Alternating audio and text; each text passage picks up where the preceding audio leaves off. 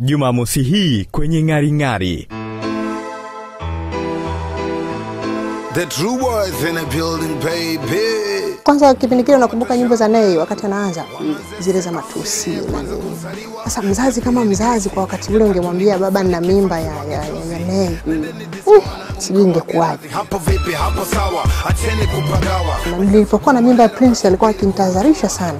Ananiambia ukitoa sisi kwetu mimba zetu ukitoa unakufa.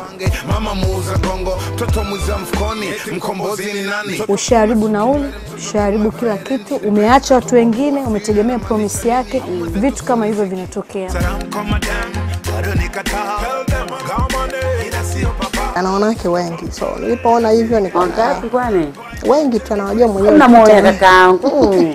Hatumuonei, nafikiri hata hii nani interview kama itakuwa ina watu kutoa comment watatoa wengi sana wanawake ambao wako na yule bwana mkubwa.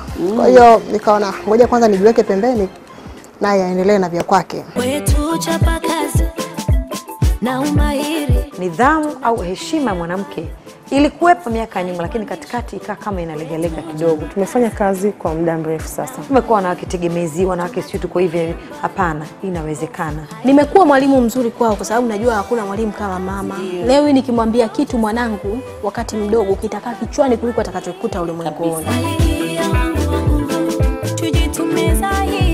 Ukijisikia unaweza kitu chochote kufanya, fanya sasa hivi. Usimwogope fulani atakucheka. Nitafanya vyovyote. Yaani nitafanya chochote mpaka watoto wangu wasome sana. Ni Jumamosi hii saa 3 kamili usiku na nahodha wako Sakina Lioka.